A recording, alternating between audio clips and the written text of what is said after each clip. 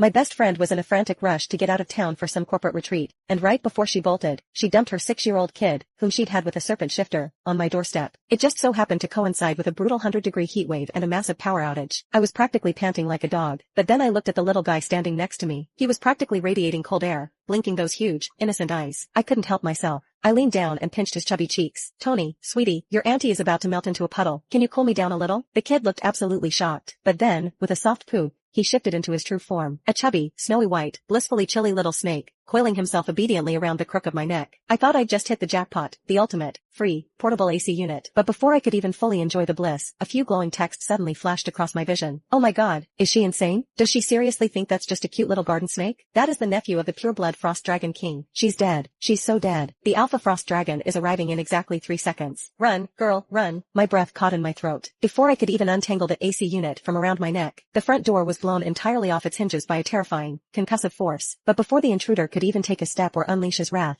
the little white snake around my neck bristled in pure outrage. "You let all the hot air in." I worked so hard to get Auntie cool. My best friend, Sabrina, shoved a massive suitcase through the threshold, dragging a neat, pale little boy by the hand. Her words tumbled out like rapid-fire artillery. "Peggy, you're my savior. I will literally owe you my life. Corporate just called. I'm being sent to a mandatory, lockdown, off-site training retreat. My train leaves in 20 minutes and if I miss it, I'm fired. Please watch Tony for a few days." I stared blankly at the kid. He looked about 6, dressed in a ridiculously sharp little suit. Sabrina was always a bit of a chaotic storm. I knew she'd married a serpent shifter, but I had no idea their kid was already this big. Before I could ask a single question, she was already sprinting backward toward the elevator like her pants were on fire. His father's family is incredibly strict and controlling. He snuck out to visit me for a few days. "Whatever you do not let them find out he's with you." With that incredibly vague, terrifying warning, the elevator doors slid shut. I turned around. The little boy and I stood in the entryway, staring at each other. The brutal heat from the hallway leaked through the crack of the door, but it was the strangest thing. This kid had just walked in from a 100-degree inferno, yet there wasn't a single bead of sweat on his forehead. In fact, I could feel a faint, cool aura radiating from him, like standing in front of an open freezer. "Hi, Auntie." His voice was soft, clear, and oddly solemn. He was beautiful, like a porcelain doll, but his eyes, an incredibly rare, pale silver with sharp, slit-like vertical pupils, watched me with a wariness that didn't belong on a 6-year-old's face. His tiny hands gripped his shirt hem so tightly his knuckles turned white. He took a small step backward, as if expecting me to reject him. I couldn't help but laugh. I reached out and grabbed his tiny hand. Oh my god, the sensation. It was like pressing your palm against a block of rare, polished jade pulled straight from an ice bath in the dead of July. Pure, blissful, deep chill perfection. "Tony, right? Come on in. It's way too hot out there. Let's get you some ice-cold watermelon." I pulled him into the living room. He seemed entirely unprepared for a human this aggressively welcoming. His small body went rigid, and a soft, rosy flush crept up his pale ears. "Okay," he murmured. After rolling his suitcase into the guest room, I finally had a moment to look at him. The kid had movie star genetics. He sat on my thrifted sofa with the posture of a little prince, and honestly, my dying window AC suddenly felt redundant. Within a 2-foot radius around him, the air was crisp and perfect. "What do you usually eat?" I asked, pulling out my phone to order delivery. Tony held the spoon I'd handed him, sitting perfectly upright. "I'm not picky. Raw meat or ice cubes are fine." My thumb froze over the screen. Raw meat? Ice cubes? Alright, shifter biology could be pretty hardcore. I knew that. But my apartment wasn't some Neanderthal cave. No raw meat, buddy. Parasites. How about some fresh salmon sashimi, some sweet chilled scallops, and cold noodles? Sound good? Tony blinked, his silver eyes shimmering with slight surprise. Clearly, nobody usually consulted him on dinner. He nodded softly. "Yes, please." For the next 2 days, Tony was an absolute angel. No crying, no tantrums, no messes. He ate on schedule, slept on schedule, and even took his own baths, though he took them exclusively in ice-cold water, leaving the bathroom smelling like a winter morning. On the 3rd afternoon, I was curled up on the sofa with my laptop, frantically hammering out a freelance writing deadline. Suddenly, a heavy, rhythmic thudding echoed from the hallway. It wasn't just one person. It was the synchronized, light-footed march of trained men. Definitely not my neighbors. "Who is it?" I called out, peeking through the peephole. The leader's voice was a low, commanding rasp. "Open the door. Hand over the young master." My stomach plummeted. "I don't know what you're talking about. You have the wrong apartment. Don't play games, human," the man snarled. A suffocating pressure, the heavy, instinctual aura of a powerful predator, seeped through the wood of the door. "I can smell him. Kidnapping the heir of our house is a death sentence. Open up now, and we might leave you in one piece." "Kidnapping?" I let out a sharp, angry laugh. These thugs had the audacity to break into a residential building and accuse me of kidnapping? I snapped, throwing the heavy deadbolts into place and grabbing the high-voltage taser I kept by the door. "I'm watching him for my best friend. Who the hell are you to roll up to a civilian apartment acting like you own the place? If you don't back away from my door in 3 seconds, I'm calling the shifter registry board. Let's see how they handle it." The men outside clearly hadn't expected a human woman to have this much backbone. The leader rattled the doorknob, finding it completely sealed. One of his subordinates leaned in, whispering, "Sir, there are cameras all over this hallway. If we breach the door and the human SWAT shows up, it's going to be a PR nightmare. We can't explain that to the boss. Now that we've confirmed the boy is here, we should report back first." The leader growled, pressing his face close to the wood. "You got lucky today, human. sleep with one eye open. Their heavy footsteps quickly faded down the hall. A cold sweat broke out across my back. I leaned against the door, listening intently until I was absolutely sure they were gone. Only then did I let out a shaky breath and turn around. Tony was standing in the doorway of the guest room. His silver-slit pupils were fixed on the door. His tiny fists clenched so hard his arms trembled. The air around him was so cold I could see my own breath. "Auntie," he whispered, his voice trembling with a complex mix of fear and guilt. "Aren't you scared?" "They came to drag me back." I walked over and gently ruffled his icy hair. It felt like soft silk kept in a refrigerator. "Of course I'm scared," I admitted honestly. "My knees are practically shaking." I gave him a reassuring smile. "But they're not taking you from me. Your mom trusted me with you, and I don't break my word." Tony stared at me, his eyes wide. Then, slowly, he leaned his head forward and rubbed his cool cheek against my palm, murmuring, "Thank you, Auntie. One day, I'll protect you, too." After that night, Tony and I became inseparable. The kid was just incredibly starved for affection and safety. Once his walls came down, he was sweeter than sugar. But on the third afternoon, the universe decided to test me. It was 2 p.m., the absolute peak of the heat wave. The sun was a blinding, white-hot laser beam beating down on the city. Then, a dull clunk echoed from the kitchen. My laptop screen went black. The window AC clattered to a halt. The comforting hum of the refrigerator died. A blackout. No AC in 100-degree weather. I was going to die. In less than 20 minutes, the apartment became a stifling, 95-degree sauna. Sweat poured down my neck, plastering my t-shirt to my skin. I collapsed onto the sofa, panting like a stranded fish. Just as I was about to pass out, Tony walked out of his room. He was still wearing long sleeves and pants, completely dry, with a visible, misty white frost rolling off his shoulders. The moment he stepped close, the temperature around the couch dropped by at least 10 degrees. I rolled my head over like a dying zombie, staring at my personal, beautiful little cooling unit. A wild, desperate idea flashed through my overheated brain. I slowly sat up and looked at Tony. Tony looked back. His silver eyes narrowed suspiciously. "Auntie." I clasped my hands together. "Sweetie. No. I haven't even asked yet. No." I pointed at the puddle of sweat collecting beneath me. "I'm dying. You are not. I can see the light. You ate 3 popsicles 20 minutes ago." I immediately burst into fake tears. "Tony, would you let your poor aunt perish in this terrible disaster?" The little boy sighed the way exhausted fathers sigh after raising 6 children. Then, with obvious reluctance, he held out his arms. "Fine." The next second. Poof. A cloud of icy mist exploded across the living room. The handsome little boy vanished. In his place appeared a fat, fluffy-looking white snake roughly the size of a large cat. His scales glittered like fresh snow. Cold air poured from his body. Without waiting for permission, I scooped him up and wrapped him around my shoulders. The effect was immediate.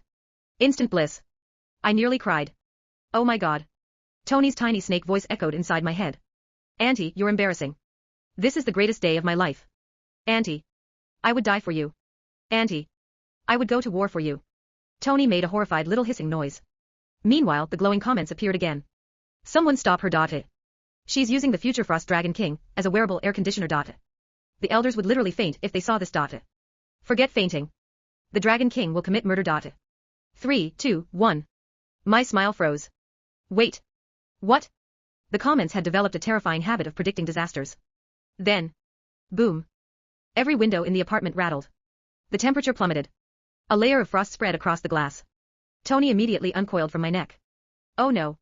The front door swung open by itself. A tall man stepped inside. Silver hair. Silver eyes. Black military uniform. The kind of face that belonged on magazine covers and national monuments. The air around him crackled with terrifying power. Every instinct in my body screamed predator. Danger. Run. Tony transformed back into a little boy and immediately hid behind me. The terrifying man stopped. His gaze landed on Tony. Then on me.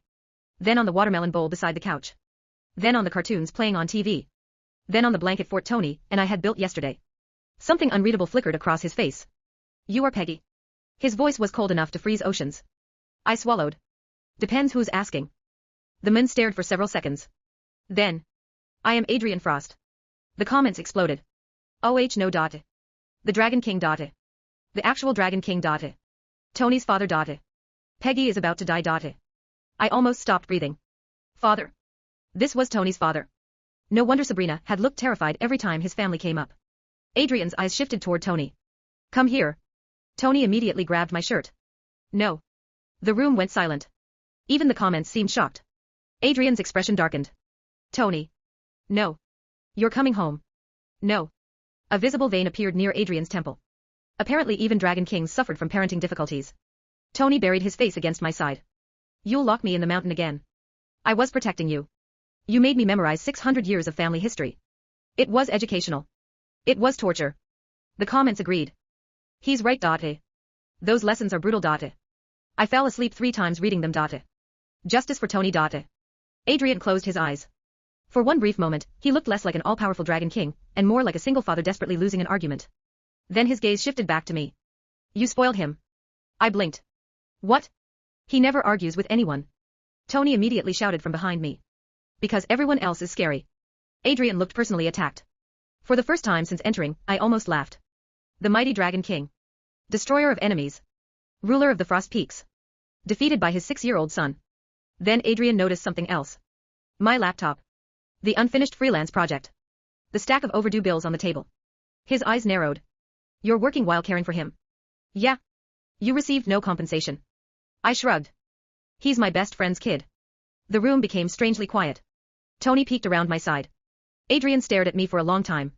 Long enough to make me uncomfortable. Then he asked quietly. You protected him when my people threatened you. Of course. They could have killed you. I looked down at Tony. The little boy was clutching my hand. His tiny fingers trembled. No, I said simply. They couldn't. Because if they wanted him, they'd have to go through me first. The moment the words left my mouth. Something changed. Tony's eyes widened. Adrian. Froze. Even the comments went silent. A strange silver glow appeared around Tony. Then around me. The glowing text returned. OH. OH no. SHE activated it. Human protection oath accepted. The Frost Dragon bloodline has recognized her. Congratulations. She's family now. I stared. What? Adrian looked genuinely stunned for the first time. Tony looked even more shocked. Then, slowly, a huge smile spread across his face. Auntie can't get rid of me anymore. I pointed at the glowing bond connecting us. I'm sorry, what does that mean? Tony hugged my waist. It means you're mine now. I immediately looked at Adrian. Fix it. I can't. Fix it. I literally cannot. You're the Dragon King. That makes it worse. The comments cackled. She's accidentally adopted the heir. This is hilarious. The elders are going to riot. Wait until Sabrina finds out. Actually, where is Sabrina? Everyone froze. Good question. Where was Sabrina? At that exact moment my phone rang. The caller ID flashed. Sabrina. The second I answered, her panicked scream exploded through the speaker. Peggy. What? There's been a terrible mistake. What mistake? The corporate retreat isn't a retreat. My stomach dropped. What is it? Sabrina sounded like she was seconds away from hysterics. It's a mating summit. Silence. A what? A dragon mating summit. I slowly turned toward Adrian. The Dragon King looked away. That was all the confirmation I needed. Sabrina shrieked through the phone. Peggy, if Adrian found Tony, that means he found you too. Too late. Every eye in the room shifted toward me. Adrian cleared his throat. The Dragon King actually looked embarrassed. And somehow, that was infinitely more terrifying than when he'd looked murderous. Oh no, I whispered. The comments exploded. OH, this just got good. SHE has no idea. Absolutely no idea. The Dragon King didn't come here just for Tony. The room fell into a tense silence. I stared at Adrian. Adrian stared at a crack in the wall with the concentration of a man trying to escape the conversation through sheer force of will. Tony looked between us with obvious interest, as if he had front row seats to the most entertaining show of his life. Meanwhile, Sabrina was still shouting through the phone. Peggy? Peggy? Are you still alive? Barely. Did he find you? I glanced at the 6'3" Dragon King standing in my living room. Unfortunately. A strangled noise came from the other end of the call. Oh no. Oh no, what? Sabrina suddenly went quiet. That was never reassuring. Sabrina. No answer. Sabrina. A nervous cough crackled through the speaker. Then she said, in a voice far too innocent to be genuine, so technically. I narrowed my eyes. What did you do? Nothing. You absolutely did something. Maybe a very small thing. A headache immediately started forming behind my eyes. Across the room, Adrian pinched the bridge of his nose. The fact that he already knew where this conversation was going did nothing to calm my nerves. Sabrina, I said. What? What did you do? She drew a long breath. 6 years ago, when Tony hatched. Hatched. We can discuss dragon reproduction later. We absolutely cannot. Focus, Peggy. I already hated where this was going. Sabrina continued. When Tony hatched, the Frost Dragon elders performed a future compatibility prophecy. The glowing comments exploded. OH no. NOT the prophecy. She's telling her. Peggy should start running now. My stomach sank.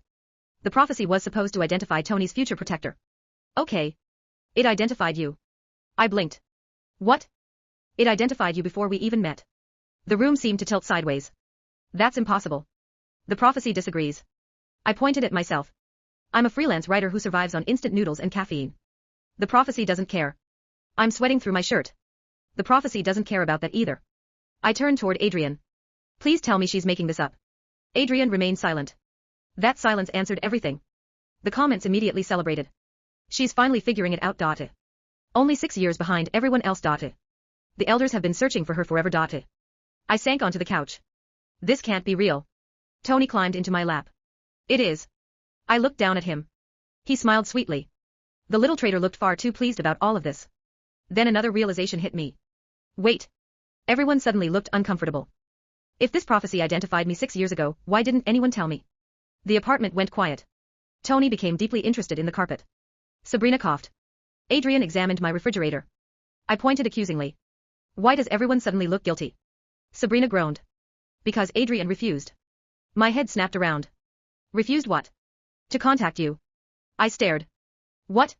Sabrina sighed. The prophecy didn't just identify Tony's future protector. The comments erupted again.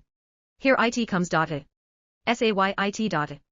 Just say it. A terrible feeling settled in my chest. Sabrina took a deep breath. It identified Tony's future mother. The entire room exploded. What? Tony slapped both hands over his ears. Sabrina shouted through the phone. Not biologically. That doesn't make it better. It does in dragon culture. I do not care about dragon culture. Across the room, Adrian looked like a man questioning every decision he'd ever made. The comments were delighted. I've waited 6 years for this conversation. Best day ever. The Dragon King is suffering. I pointed at Adrian. So you're telling me a magical prophecy declared some random human woman would become part of your family? Yes. And your solution was to ignore it. His jaw tightened. I did not intend to drag a civilian into dragon politics. So your strategy was doing absolutely nothing. Essentially. I threw a couch pillow at him. The pillow bounced harmlessly off his chest. Tony gasped. Auntie attacked father. You're right. I did. Auntie is brave. Auntie is angry. The comments agreed. She's handling this much better than expected. Most people would be screaming. She's still processing. Unfortunately, they were completely right. Then Adrian spoke. I monitored you. The room froze.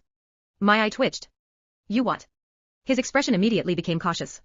Apparently he realized how terrible that sounded. For safety purposes. I looked at my phone. Sabrina. Yes? Am I legally allowed to hit dragon kings with frying pans? No. That's disappointing. Tony started laughing. Everyone stopped and looked at him. The sound was unexpected. His silver eyes sparkled. His cheeks were pink. For the first time since I'd met him, the tension he always carried seemed completely gone. He wasn't worried about being taken away. He wasn't bracing for punishment. He simply looked happy. The sight affected me more than I expected. Because beneath all the prophecy nonsense, Tony had spent years afraid of disappointing his family, being dragged away, or ending up alone. Somewhere along the way, he'd started seeing my apartment as home. My anger softened slightly, though Adrian was still one comment away from getting hit with a frying pan. Then another glowing message appeared. Too bad this sweet moment is about to end. My stomach dropped. That comment filled me with immediate dread. More messages followed. The elders found out. They re-coming. This is going to be ugly. Adrian's expression changed instantly. Every trace of embarrassment vanished. The temperature plunged. Tony grabbed my arm. Father. A distant roar shook the building. The sound was far too powerful to belong to any human throat. It rolled across the city with enough force to rattle every window in the apartment. Outside, the sky darkened. Massive shadows moved through the clouds. At first I spotted 3, then 5, then so many that counting became impossible. My knees nearly gave out. The comments flashed frantically. Frost Dragon Council. All 12 elders. Half the royal clan is here. They re-coming for Peggy. I swallowed. Why? Nobody answered. That silence was more alarming than any explanation. Another deafening roar echoed across the city. This time I saw them clearly. A gigantic silver dragon emerged from the clouds. Then another. Then another. Within seconds, the entire sky was filled with dragons. People on the streets below were already screaming, filming, and posting videos online. Adrian muttered something that sounded suspiciously like a curse. The fact that a divine dragon king felt the need to swear did not improve my confidence. The balcony doors burst open. Arctic wind flooded the apartment. Then a booming voice echoed across the city. Your Majesty. The voice carried for miles. We have come to retrieve the future queen. The apartment fell completely silent. With growing horror, I turned toward Adrian. The Dragon King closed his eyes. Tony looked delighted. My phone slipped from my fingers. Somewhere through the speaker, Sabrina's hysterical laughter could still be heard. At that moment, I seriously began considering whether faking my own death was still a viable option. The air in the apartment stayed tight after the council spoke.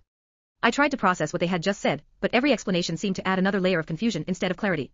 Tony stayed close to me, his hand still wrapped around mine. He didn't look scared anymore, just alert, like he had decided where he belonged and wasn't planning to move. Adrian remained in front of us, watching the council without turning away. The eldest dragon spoke again, his tone steady but firm. The prophecy is not symbolic.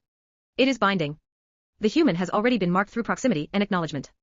Whether she understands it or not, she is now part of the Frost Dragon line's future structure. I exhaled slowly. I didn't agree to any structure. Tony looked up at me. You didn't have to. It already happened. That is not comforting. Sabrina's voice came through the phone, quieter now, as if she had finally realized shouting wasn't going to help. Peggy. I swear I didn't know it would escalate like this. I believe you didn't know, I said. I do not believe that helps me. Outside, the dragons shifted again, their movement visible through the broken balcony. The sky had turned crowded, but no one descended further. They were waiting. The second elder stepped forward. If she remains unclaimed, she becomes a target for every faction that opposes the Frost line. Her safety cannot be guaranteed outside formal protection. Adrian responded immediately. She is not property that requires claiming. That is not the terminology used by our law, the elder replied. Then your law is flawed, Adrian said. The temperature in the room dropped slightly, not from weather but from tension building between them. Tony squeezed my hand a little tighter. I don't want her taken away, he said, speaking for the first time in a while. The council's attention shifted briefly to him. The eldest dragon studied Tony for a long moment before speaking. You are the origin of the prophecy. Your response determines its direction. Tony frowned. That sounds like you're blaming me. It is not blame, the elder said. It is consequence. Tony didn't answer right away. Instead, he looked up at me again, then at Adrian, as if comparing what he saw. Finally, he spoke. She stayed when she didn't have to. The room quieted. She fed me, he continued. She let me stay even when strangers came to take me. She didn't ask for anything. His grip on my hand tightened slightly. So I choose her. The words didn't sound dramatic. He said them like they were obvious. The reaction from the council was immediate but controlled, like a system recalculating rather than reacting emotionally. Adrian didn't move, but something in his expression shifted. Sabrina let out a quiet breath through the phone, like she had been holding it without realizing. The eldest dragon finally looked at me directly again. Human, he said, this choice binds you more deeply than you understand. I met his gaze, then glanced at Tony, who was still holding onto me like he had already made up his mind. I think I'm starting to understand the pattern, I said carefully. Things don't seem to care whether I understand them first. For the first time, the council didn't respond immediately. Outside, the dragons remained in the sky, waiting. Just watching. The silence stretched long enough that it started to feel deliberate. The eldest dragon finally broke it. Then the matter cannot remain unresolved. Adrian shifted slightly, but he didn't lower his guard. There is nothing unresolved. She is not part of your system to assign or approve. The elder's gaze stayed fixed on me. That is not how the prophecy functions. It does not wait for consent. It identifies convergence. I sighed under my breath. I really wish your magic system had better customer service. Tony gave a small nod, as if he agreed. One of the other elders stepped forward, studying me with less hostility and more calculation. If the convergence is already stable, then forcing separation would create imbalance. That instability would spread beyond this household. Sabrina finally spoke again through the phone, her voice quieter and strained. Peggy, they're not exaggerating that part. I've seen what happens when dragon prophecy threads get cut. It doesn't end well for anyone nearby. I closed my eyes briefly. So the options are either become part of a dragon political disaster or accidentally trigger one by refusing. That is a simplified way of putting it, the elder said. It is the only way I understand it, I replied. Tony leaned slightly into my side. I don't want you to be forced into anything. That sentence landed heavier than anything the dragons had said. Adrian looked at him, then at me. The eldest dragon exhaled slowly. There is another possibility. Everyone turned toward him.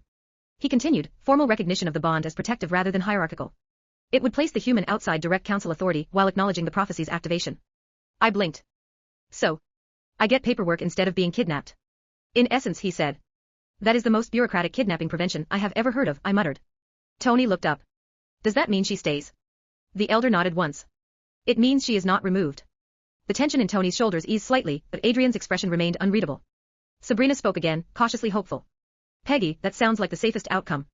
I looked around the ruined balcony, the hovering dragons outside, the Frost King standing in my living room, and a 6-year-old dragon air holding onto my sleeve like I was the only stable thing in his world. Safe might be a strong word, I said. Adrian finally spoke, quieter now. It is the least destructive option available. I glanced at him. That's your version of reassurance. He didn't deny it. The eldest dragon turned slightly, addressing the council behind him. The others outside the apartment began to shift, their formation loosening as if awaiting orders to stand down.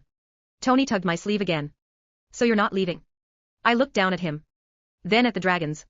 Then at the broken balcony door still bent out of shape. I think, I said slowly, I've already passed the point where leaving is an option anyone is willing to consider.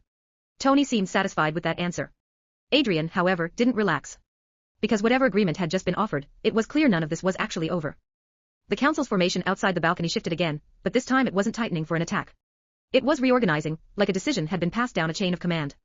The eldest dragon turned slightly, speaking to the others in a lower tone I couldn't hear. A moment later, several of the figures in the sky began to withdraw, their massive silhouettes peeling away into the clouds. Not all of them left. A few remained, circling at a distance. Tony watched them go with a cautious curiosity, as if trying to decide whether they were trustworthy or just temporarily polite. Sabrina let out a breath over the phone. Okay. That's better than I expected. I'm glad someone's expectations are being met, I said. Adrian finally lowered his hand slightly, though his stance remained alert. They are not finished. This is only procedural withdrawal. That sounds reassuring in a very legal way, I replied. The eldest dragon stepped back toward the balcony opening, but before he left, his gaze returned to me. You will be formally registered under provisional protection status, he said. Until the convergence stabilizes further, you will remain within Frost jurisdiction oversight. I frowned. I'm not signing up for anything that sounds like surveillance with extra steps. Tony tilted his head. Does that mean Auntie has dragon paperwork now? Apparently, I said. Sabrina made a sound that was halfway between a laugh and a sigh. Welcome to interspecies diplomacy. The elder ignored all of us and continued, a representative will remain nearby to ensure compliance. Adrian immediately responded, no one is stationed inside this residence. The elder's eyes narrowed slightly. Not inside. Within proximity. That is still unacceptable, Adrian said. The two of them regarded each other for a long moment, neither willing to yield but also not escalating further. Tony leaned toward me and whispered, Father is doing the serious voice again. I noticed, I whispered back. Finally, the elder inclined his head once, as if acknowledging a temporary compromise. One observer. Outside interference is not permitted unless the convergence destabilizes. Adrian didn't like it, but he didn't argue further. That alone told me how much worse things could have been. The council member turned away, stepping back into the open air. The remaining dragons followed suit, their forms disappearing one by one into the clouds until only distant shadows remained. The sky slowly returned to something resembling normal, though the sense of pressure didn't fully fade. Silence settled again inside the apartment, but this time it wasn't chaotic. It was exhausted. Tony finally released my sleeve and climbed onto the couch, curling up like the last few hours had finally caught up to him. Sabrina spoke softly through the phone. Peggy, are you okay? I looked around the damaged balcony, the frost still clinging faintly to the edges of the room, and Adrian standing like he was still halfway between threat and shield. No, I said honestly. But I think I'm stable adjacent. That earned a small, tired sound from Sabrina that might have been agreement. Adrian finally looked away from the balcony and toward me. This will not be simple, he said. I figured that out when the sky filled with dragons, I replied. Tony yawned, completely unbothered now that the crisis had paused. Can we still eat watermelon? I stared at him.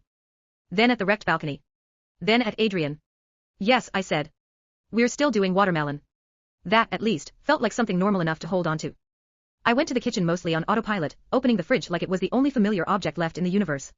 The watermelon was still there, cold and intact, completely indifferent to interspecies politics unfolding in my living room. I took it out and started cutting. Behind me, I could still feel the tension in the apartment, even though the immediate threat had withdrawn. Adrian hadn't moved far from the balcony. Tony was curled up on the couch, watching me with half-lidded eyes. Sabrina had gone quiet, probably trying to process everything on her end without collapsing. The knife went through the watermelon with a clean slice.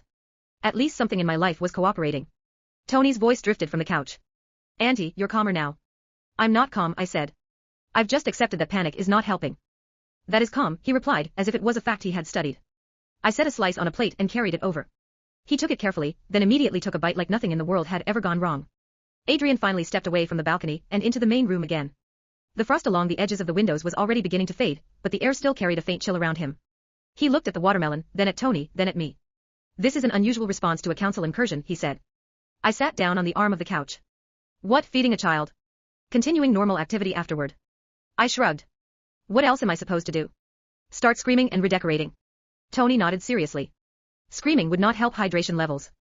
Adrian paused for a moment, then looked away like he was reconsidering several assumptions about human behavior. Sabrina finally spoke again, quieter now. Peggy. I'm coming over. Absolutely not, I said immediately.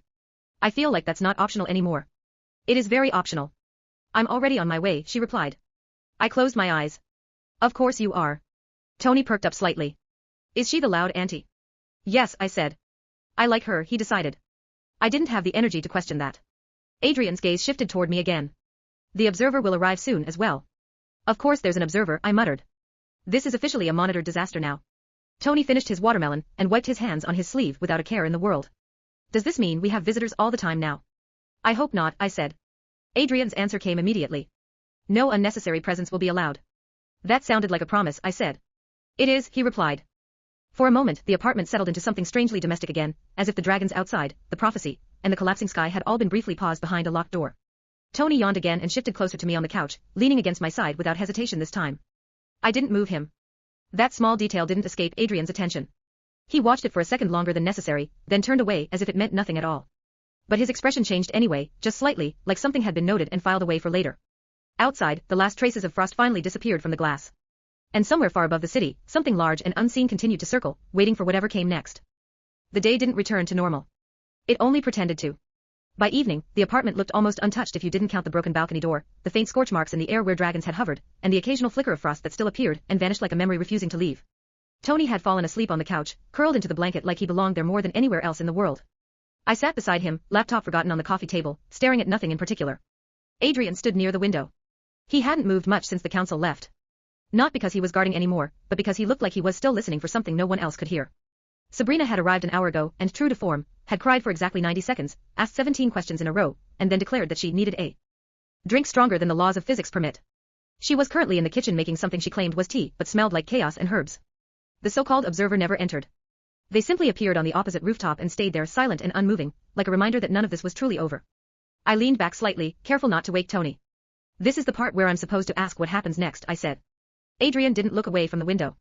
There are multiple possible outcomes. That is not comforting. It is accurate. I let out a quiet breath. I didn't ask for any of this. I know, he said. That answer surprised me more than anything else that day. I glanced at him. Then why is it still happening? His silence lasted long enough that I almost thought he wouldn't answer. Finally, he spoke. Because you were already chosen before any of us understood what that meant. I looked down at Tony. He shifted slightly in his sleep, still completely at ease despite everything that had happened. Chosen. The word should have felt heavy. Instead, it felt unreal. Sabrina came back into the room, took one look at the two of us, and lowered her voice. So, what now? I considered the question honestly. A few days ago, my biggest problem had been deadlines and heat waves. Now it involved dragons circling the city, and political prophecies deciding my life like it was paperwork. I don't know, I admitted. That was the most honest answer I had given all day. Adrian finally turned from the window. For now, he said, you remain here. That is enough. I almost laughed. That sounds like a temporary solution people say right before everything explodes again. It is, he replied without hesitation. Sabrina pointed at him. He's getting better at honesty. I don't like it. Tony stirred slightly, then opened his eyes just enough to look at me. You're not leaving, he said sleepily, as if confirming something important. I looked at him for a long moment. Then I reached up and gently adjusted the blanket around his shoulders. No, I said. I'm not leaving. The room stayed quiet after that. Outside, the observer remained on the rooftop. The city lights continued to flicker below, unaware that something ancient had just decided to stay close. And for the first time since the dragons arrived, I stopped thinking about running. Not because everything was safe. But because, somehow, leaving had stopped being the only option left on the table.